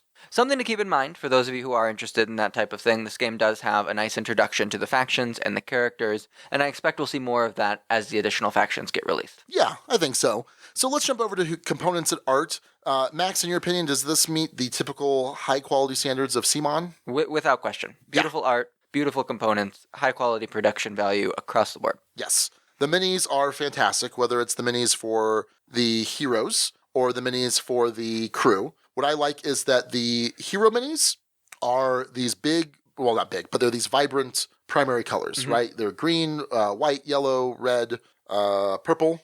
Yeah. And the reason being is that all of the green characters are your brutes. All of the white characters are your captains. So it's really easy to identify what's what. And then on top of it, they have those kind of typical CMON clip-on bases to then give them faction identification too. So really easy to tell the difference of what's what. If I were to paint these, I don't know that I would actually paint any of these figures, but if I were, I'd want to keep, I think, some kind of quick identification. Yeah, maybe leave the bases the same color as they originally came. I tend to like to paint my board gaming miniatures, and that's something that I regularly do when they color code in order to make things more identifiable on the board. When I paint, I will usually repaint that primary color down on the base in order to make that identifiability remain. Yeah.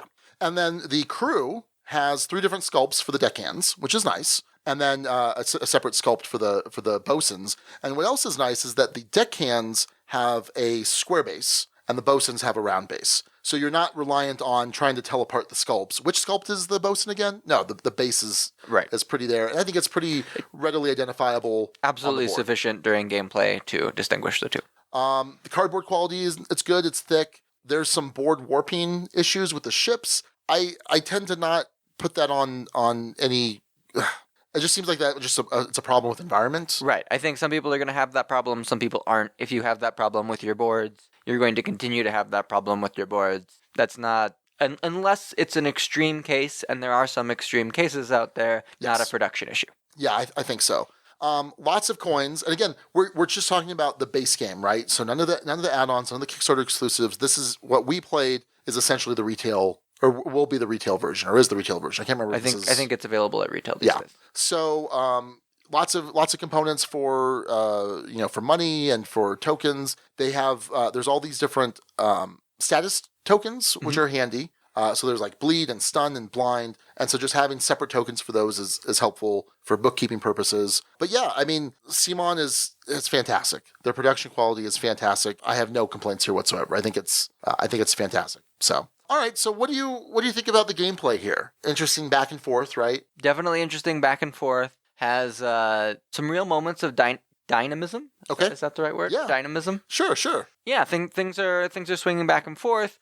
it fits with the theme. You're looking at this pirate battle, you're looking at these, two forces engaging each other across the gangplanks, and I think that you really feel that push and pull and that swing and that excitement. No, I agree. There's kind of an interesting, the plodding on of the crew, right? That's just this steady onslaught, usually, unless you're able to wipe most of them out. But for the most part, you just know that's kind of happening, and you're trying to maybe clear paths for them or doing any other number of things. And I think that's what the last game you and I played of this showed, was we kind of did things a little bit differently. Took very different approaches than we have in the past. So, for example, typically, I think that we've just kind of crashed heroes into each other and see what happens. But in this last game, we kind of avoided each other's heroes a bit. I would swing across your ship, kind of in the heart of your ship where your spawn points were, so it was easy for your heroes to just kind of show up and get maximum attacks. But I was trying to heavily disrupt your deckhands, right, and also put the hurt on your central deck features. Whereas you swung over to one of my ships and were attacking the deck features that were well away from my crew, so that I would have to either send heroes out to deal with you directly or just let you have it and maybe benefit from the fact that you have 2/3 of your heroes not working on my crew or anything like that. Which at one point, my crew, I had everybody out. Right. Which I think actually hurt you, because crew is a limited quantity in this game. Once you have all your crew on the board, you are no longer allowed to deploy anymore. And that hadn't come up until this very last game, where I effectively ignored Sean's crew, and he was forced to not deploy his crew because he didn't have any available. So let's say this, though. Had 2 dice rolls actually succeeded, so I'm rolling like 4 dice, I need 1 4 or better. And then I think it was 2 separate rolls where I got all misses to do 1 damage to that deck feature. That deck feature that would have then let my crew advance into the spawn point. So dice are a thing. Dice are definitely a thing, as are cards. So, for example, if you want to take a character's entire turn to walk across the ship in a gangplank to the enemy ship, you can do that. Or you can simply go to the edge of the ship and swing across. And hey, I'm only moving 2 spaces here, so I just need to roll a 2 or better. Should be easy thing to do. Yeah. So 1 seemed to come up a lot. And really, that's not really the case. But that's just how dice work. That can be frustrating, right? Because you say, okay, look, it's a 2 or better. I'm what, 80-something% chance to do 5, this. 6. So you then lose out on all of that character's activations as soon as you fail that roll. They get to come back next turn, but losing out on, effectively a quarter of your turn can be a pretty significant hindrance. Right. And certainly if I'm trying to swing across a wide distance where I need to roll a 4 or better, and it's a very calculated risk, and I decide to do that, if I fail in that situation, I'm like, all right, I knew it was a 50-50. Right. Yeah. But it's always very disheartening when you're like, okay, I've got a good shot at this. This can be a solid turn. I just have to roll a 2+. I can do that. Right. It's not that hard. And then you don't do it. And it's just like, oh, well, shoot. And if you watch the live playthrough, you'll see this happen to me this time we played. Yeah. The previous time we played happened to Sean. His heroes were particularly uncoordinated. I think somebody greased the rigging with some butter or something because they were sliding off those ropes and into the water with regularity. And not trying to make a pun here, it adds to a certain swinginess to the game where there are periods when, if I knock out 2 of your heroes and they've already activated, they're now out for basically a turn. They're not coming back onto the board the next turn. The next turn, they're going to come back the following turn. And so that next turn, maybe I have all of my activations and you just have your crew and 1 hero. That's kind of rough. And again, if I'm swinging on the rigging and I fall off, now I'm down a hero. And so there certainly is a level of swinginess there that I found frustrating very often. Absolutely. Even through all the games that we played. I think that's true. And certainly it's something where I said, I'm enjoying this more as I'm being more successful. Right. Which is not something that I typically would say in a game. Like, if I'm not doing well in a particular game, it doesn't always affect my enjoyment. But because it's so luck-based and because it felt so swingy, I think that I enjoyed that less. Mm-hmm. And then you add in the card play. So the cards range from, give this character a couple bucks to prevent all damage from an attack. So you had one that I think it prevents as much damage as your Kraken pool. Raise your Kraken pool by 2, prevent all the damage. Yes, and I used that to great effect to keep one of my heroes alive when he otherwise would have been dead. So in the live playthrough, I had a turn where my Brute rolled to kill your Brute, and it was going to put me in really good position, give me a lot of momentum to be able to be in striking range of winning the game. Right. And you played the card. And I've played that card on you. And I've played the parlay card, which is the same for Maria de la Muerte. And by the way, we should note that there are individual faction decks for these Tide cards. Which is nice. Very cool. It gives them their own unique feel and flavor. But that's still kind of frustrating. You know, it's nice to know you have it there and you're going to be able to play it. And it's frustrating for the other player. But maybe it's too frustrating. I don't know. I appreciate that. I mean, this is definitely the hallmarks of Ameritrash. Right? And again, I'm not using Ameritrash in any derogatory way. Chucking tons of dice, randomly drawing, 3 cards out of a deck of 40 or 50. Yeah.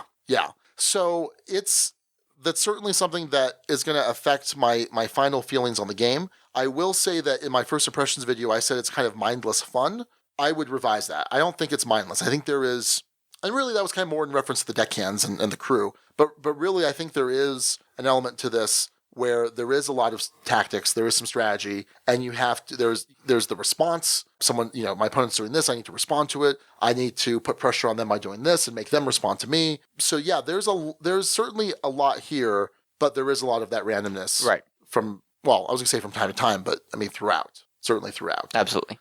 So the other thing I find interesting, though, is that this game is going to be very different depending on what heroes you use, what heroes your opponent uses. That's correct. Because, like I said, you have your quartermasters that affect the crew. You have your captains, which are very, very different. They're very different, more faction specific. I think Right. they, more than anyone else, really play off the theme of the faction. So the Maria de la Muerte, they're all about getting gold. A lot of their abilities key off of gold or become more powerful when you have more gold. Or spend gold. Exactly. And so your captain, you notice immediately, first ability, get money when you roll 6s. Passive ability, anytime she activates, you're able to steal gold from me, depending on how much, depending on whether or not you're ahead or behind. Right.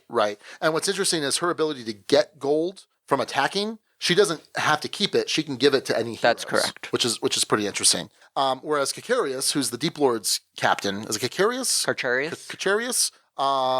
He is just kind of an offensive. I mean, he's almost a brute. In a sense, he's gonna cause bleed on your heroes. He's gonna inflict some status effects that are going to make it a little bit more difficult moving forward for your heroes. So yeah, and bleed basically just says that whenever a hero activates who has bleed, they take a damage every time they take an action, I believe. Right. And then, like you said, he kind of keys off someone having bleed. Right. So he becomes more powerful, kind of a debuff hero, if you will. Yeah. So that's certainly interesting. And then you've got the brutes, which are just kind of melee monsters. Yep. The Maria de la Muerte brute can get an upgraded ability that lets him swing around and just hit everything that he's adjacent to. Right. Whereas the Deep Lord's brute has the ability to push your heroes, potentially overboard or into more favorable positions for my guys. Right. And then you've got the Gunners. The Gunners. And the Swashbucklers. Right. And so the Swashbucklers are kind of your melee. They're a little more finesse. And so it's just interesting because it definitely felt different from game to game. Absolutely.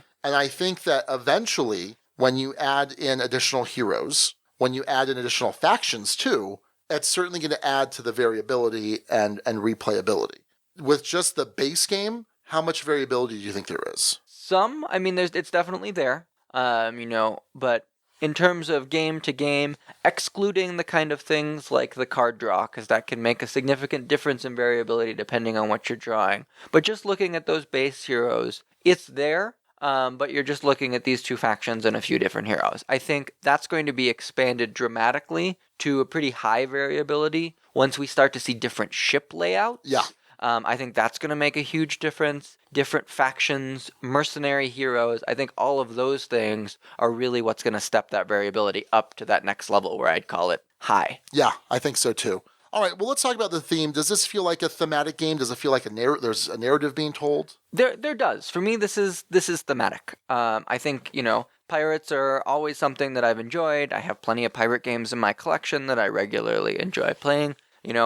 You've got that, sort of reckless fun, the rambunctiousness of the pirates. You've got, swinging back and forth. I think that this game really hits that feeling of a pirate battle between two opposing ships pretty well. Yeah, I think so too. I think that everything kind of feels connected in terms of mechanics and theme. And I feel like there is even a narrative element we talked about your swashbuckler the other night, that he seemed to be in the same spot the entire time. My quartermaster. Your quartermaster, right. He was trying to take out my ammo reserve or something, and initially he swung across and failed. And then he popped up, and then it's like, I'm going to come back over there anyway. And, just having one character continually going into the drink, as frustrating as that is, it kind of creates this kind of comedic narrative element in my mind. So yeah, I think it's a highly thematic game. Mm-hmm. So, all right, well, let's kind of go into our final thoughts and our rating. Here on the Dukes of Dice, we use a 6-point rating system. A 1 is poorly designed but playable, not necessarily fun. A 6 is an all-time favorite that is a contender for the top 10. So when Rum and Bones first came out on Kickstarter, not the second Tide, but the first edition, I looked at it and I said, it doesn't really seem to interest me. And it got kind of some mixed reviews when it first came out. When second Tide came out, I heard that they kind of updated the rules, they made some corrections, some additions, and maybe this would make it more favorable for some people. And I guess the big change was in the first edition, there was simultaneous activation. I activate all of my stuff, and then you activate all of your stuff. Yeah, we didn't talk at all about the first edition here. There are plenty of other people out there who talk about the differences between the two. But yes, they did make some substantial changes, and I think universally for the better. Yeah, and that, to me, that in and of itself is a huge change. And now we have more of this tactical back and forth, right? Instead of I just do everything, move it across, because you could kind of alpha strike. Right. You could still do that activation by activation, but on a much broader sense. Correct. So yeah, I think that's a solid change. So I did back this on Kickstarter, right? I said, I'm gonna back this. I kind of backed this at the full level with all the Kickstarter exclusives, which are still not here. They're on a boat still, but just the retail game, just the base game. After our first couple plays, I was pretty sure it was going to settle on a 3. Game is okay, not exciting, we'll play in the right situation. And I should note that usually a 4 is kind of the threshold for wanting to keep a game. So I was saying to myself, well, I'll wait and see when all the Kickstarter exclusives get here. Maybe that kind of excites me more. But really, after our final play, I was a lot more interested in this game. I felt like there was a lot more... we just kind of crashed into each other in our first several plays, right? And now... that felt like there was a little bit more finesse. I was finally starting to see that finesse. So I think it's important to get enough plays of something to kind of get past, a certain those initial impressions. I think that's absolutely right. I think we talked about this in our playthrough, but, looking at the game the third, fourth, and more times that you've played it, once you really start to understand the mechanisms a little bit better, activations and opportunities appear to you that might not otherwise have earlier, that allows for a more dynamic, more interesting tactical experience. Right. And so ultimately then, this is something I'm going to keep. This is something that I'm now excited to play the new factions, to play with new heroes, to just kind of spice things up. And I'm not done by any means playing with the heroes that we have, because now, maybe I've played with these couple heroes here, but I haven't played with them with these new realizations. Right. Or in combination with these other heroes. Exactly. So by no means am I done with that. So this is going to bump up to a 4. A good game, worth playing, just not all the time, but importantly, belongs in the duchy. So yeah, it's going to be a very solid 4. I'm happy to play this. The setup is kind of brutal. Setup and breakdown is kind of brutal. You helped me the other night kind of put it into a tackle box, kind of separate all the stuff, so maybe it's going to ease up on the setup a bit, because that would be a big barrier for me to bringing it out on a regular basis. But certainly for a 2-player game that's pretty intuitive in a lot of ways, that's a fairly quick teach. Sure. And a fairly quick play, too. Yeah. You're looking at sub 90-minute play times most of the time. I think so. So yeah, I'm going to wind up with a 4. A good game worth playing just all the time, belongs to the duchy, and I'm glad I gave this a chance to work it there. Because I even said, I don't think that, with this last play we're going to do, I don't think it's going to get to a 4. But I was pleasantly surprised. So yeah, a 4 out of 6. Excellent. So coming over to me here, just looking at my final thoughts about this game, one thing that we didn't mention that I think bears mentioning for our listeners is that this game is advertised as a 2 to 4 player game or a 2 to 6 player game. In my mind, this is a 2-player game. Yes. We played it our first time with 4 players, 2 different teams. I think that was one of the reasons why my first experience with this game was not as good as my later experiences with this game. Yes. Yeah, I would agree wholeheartedly. To me, this is a 2-player only game as well. Yep. I think maybe as we see more factions released and more different ship layouts, it's possible that you could have a 3-player game or a 4-player game with everyone controlling their own factions. But I think that trying to share the factions with someone else, you really lose some of the strategic elements where you're going for, a certain goal, and you want to make sure that all of your forces are committed to that goal. Right. Overall, looking at the game, I like it. I think I agree with a lot of what Sean said. Nothing, super new to add to that. For me, I think this game is a conditional 3. Okay. It's not something that I'm going to go out and buy. I don't own it right now. And for those of you who don't know, 3, game is okay, not exciting, will play in the right circumstances. I like playing this. I will play it with you again. Here's what I'm waiting for. Mm-hmm. I want to see those extra factions. I want to see what they bring it. I think this game could very easily go up to a 4 for me. Okay. I think looking back at this in 6 months, I think that possibility is there because it's so close. It really does do a lot of things that I really love. It's got great theme, it's got great art, it's got great components, and those are all things that are really important to me when determining on a game that I'm going to purchase. I'm not a super big fan of Ameritrash in general. Sure. And so I think that the standard, negatives in that sense with the luck and the dice trucking and that sort of thing, are gonna hold this back. I think as we add more factions and more heroes, I think we're also going to add some tactical depth to this game. Could be. As you get to make some more interesting choices about building your crews and about synergies between different crews and with variability between plays, I can very easily see this going up to a point where I'm going to go out there and find it and bring it into my own collection. Okay. And bring it out to the table with my friends and gaming group. Well, that's going to do it for our review of Rum and Bones Second Tide, a 4 from me and a conditional 3 from Max. So this week we're going to be discussing games that we keep in our collection but may not necessarily be crazy about. But first, a quick word about our sponsor.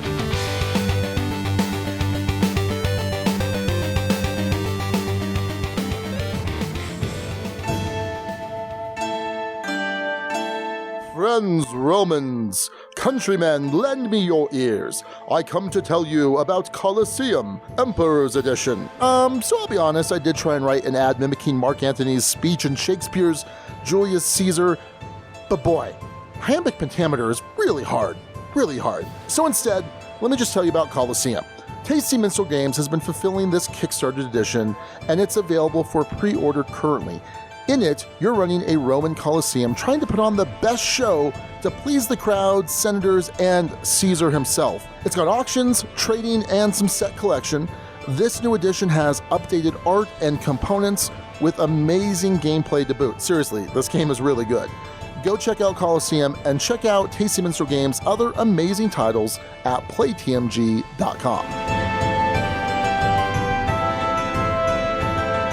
All right, so I had the idea for this week's discussion topic a couple weeks ago when we were doing our double take on Terra.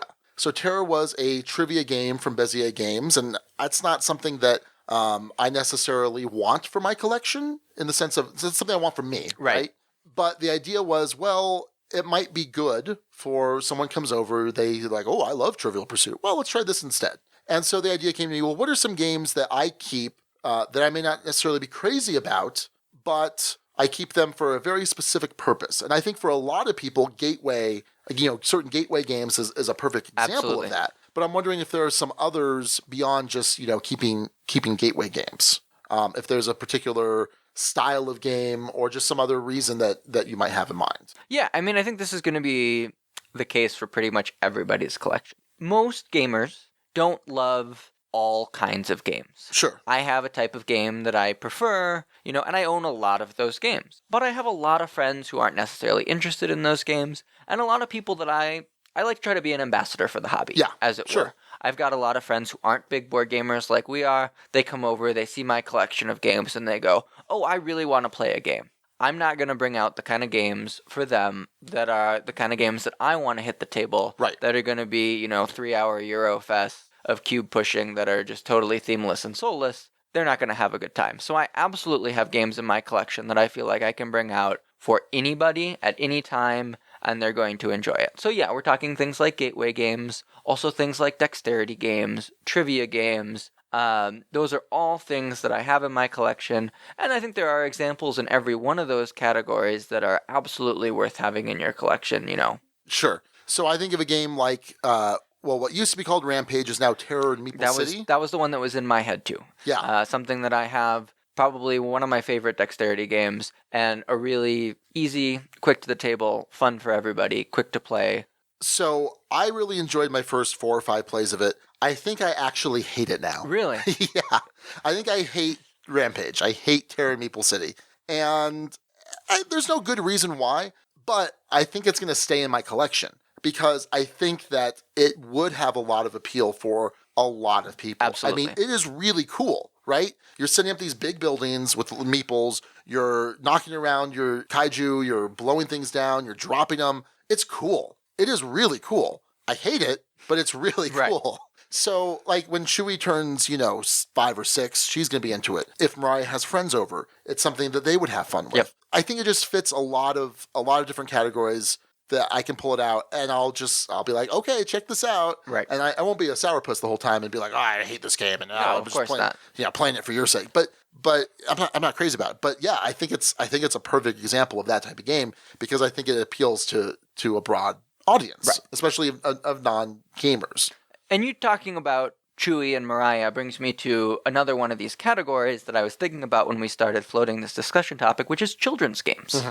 I don't have a family. I don't have kids. I know you do and have some, games for them in your collection, but I have a lot of friends who have kids. Sure. We'll have brunch at our house. They'll have people over. Their kids will come over, and it'll be that same sort of thing with non-gamers. They'll come into my office, see the collection, and go, man, that's amazing. Yeah. Look at all these things. Most of my games, I don't want children to touch. Sure. They're forces of destruction.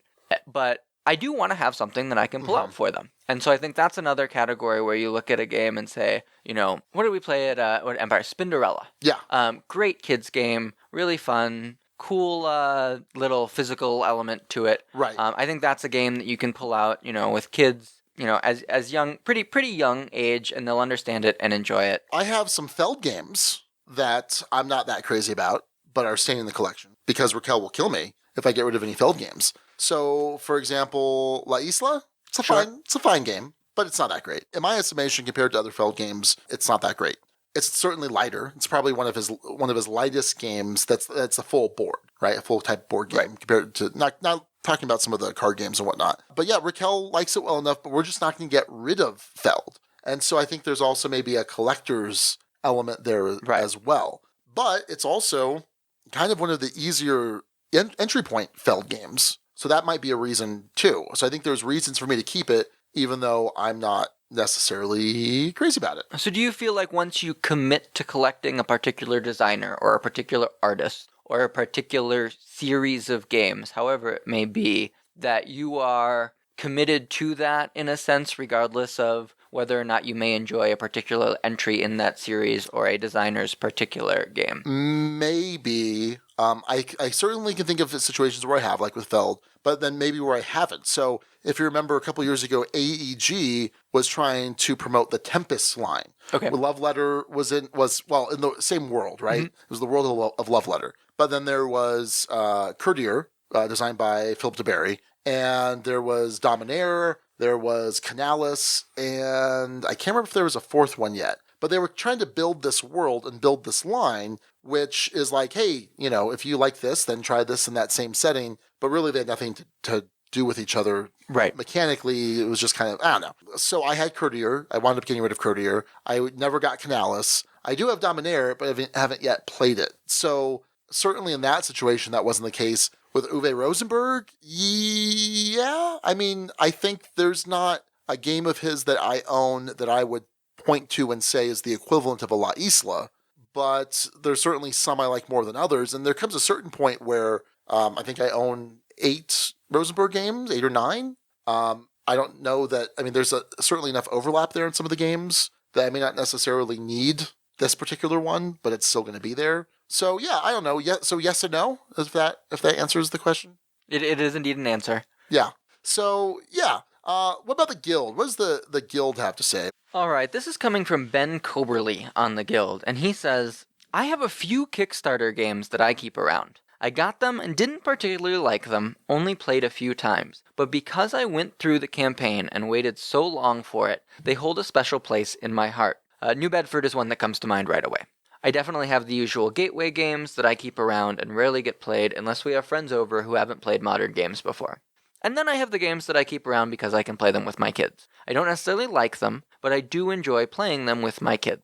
And finally, I have Shadows of Brimstone, both base boxes, sitting high up in my closet, likely to never be played again. This was the game that brought me into modern board games.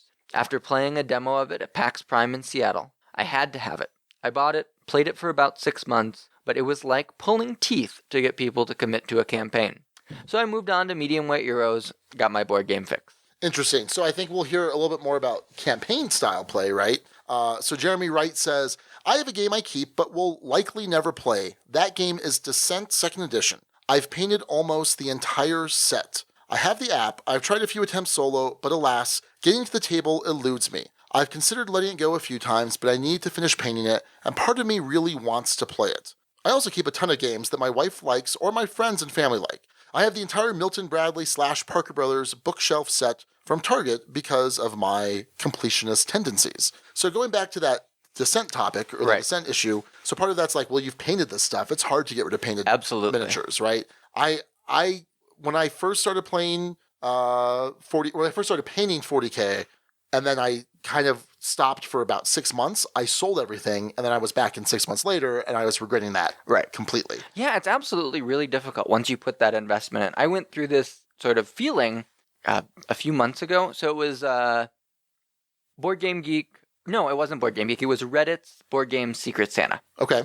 And I had a match who really liked the Mice and Mystics series, but hadn't played Tail Feathers. And at the time, Tail Feathers had just sort of come out, and people were really excited about it. And I thought, you know what? It would be really cool if I were able to get my match Tail Feathers, but because I enjoy painting miniatures, if I painted this full set for them and sent it off. Oh, that'd be cool. It was super cool. They loved the gift. But after having painted it, I'm looking at it and go, man, that looks really cool. I put a ton of effort into this. Maybe I'll just buy another copy, send them that, and keep this for my...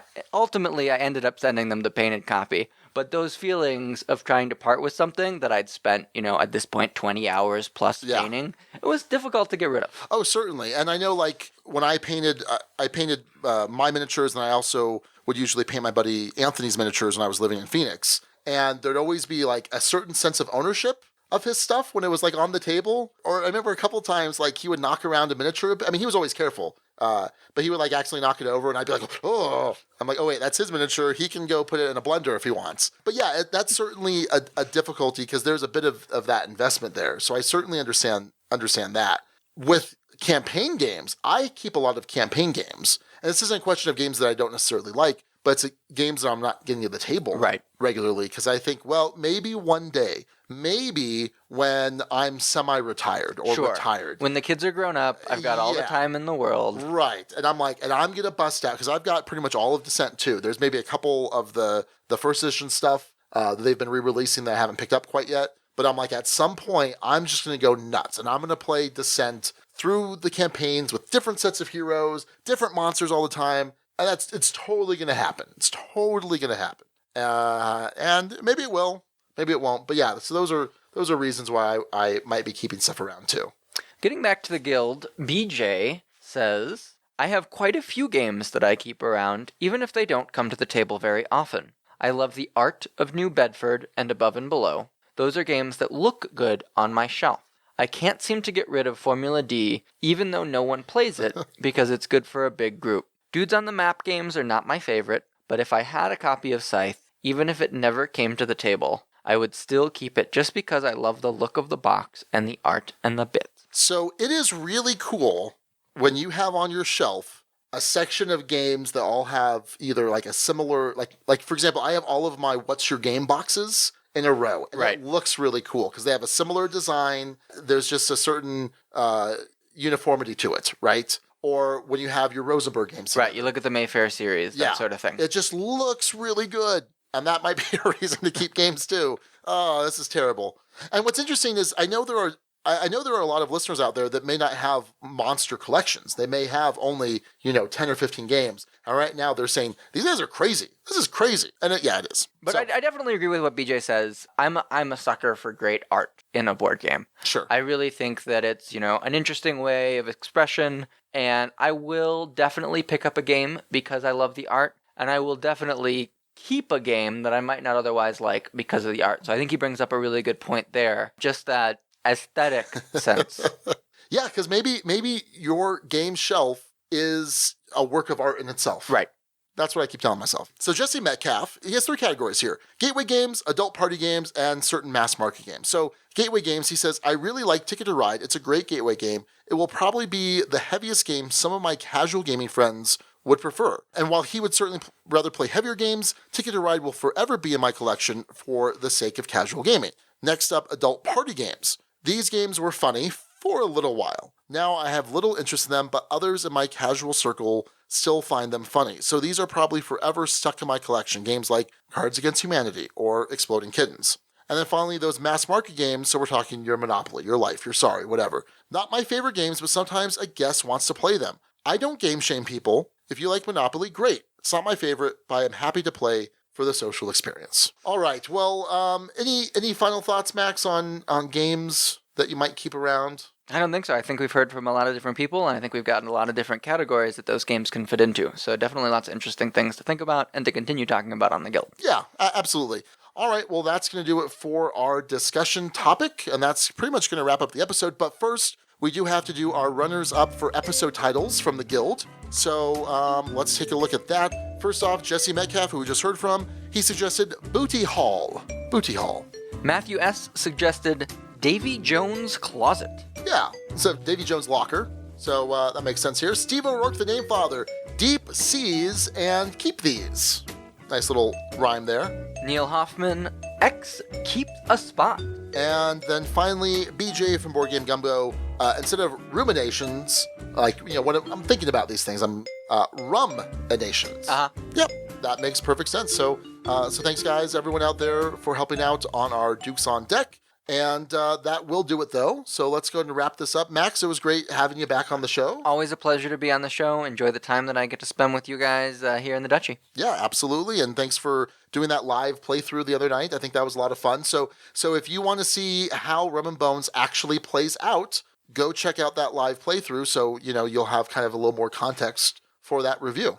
So, and you can see me trash portions of the game to the game designer. And you can see me fall into the drink time and time again. Yes, indeed. All right. Well, that's going to do it then for episode 135, Prepare to be Hoarded. Thanks again to Mike White for that awesome title. Until next time then, this is Sean. And Max. And Hail Hydra. Thank you so much for listening to the Dukes of Dice. Today's episode was recorded in the Duchy on March 18th, 2017. Our theme music is provided by Carbohydro M from his Prime Legacy album. The Dukes of Dice are a proud member of the Dice Tower Network. For other great board gaming podcasts, check out DicetowerNetwork.com. And for all the latest in the Duchy, go to DukesOfDice.com. Find us on Twitter at Dukes of Dice, join in conversations on our Board Game Geek Guild. Find us on Facebook and subscribe to our YouTube channel. Thanks to our sponsors, Tasty Minstrel Games and Meeple Realty. Check out their awesome titles at playtmg.com, and for high-quality board game inserts, check out meeplerealty.com. Think inside the box. We'll see you back here next week. Until then, as Alex would say, game on.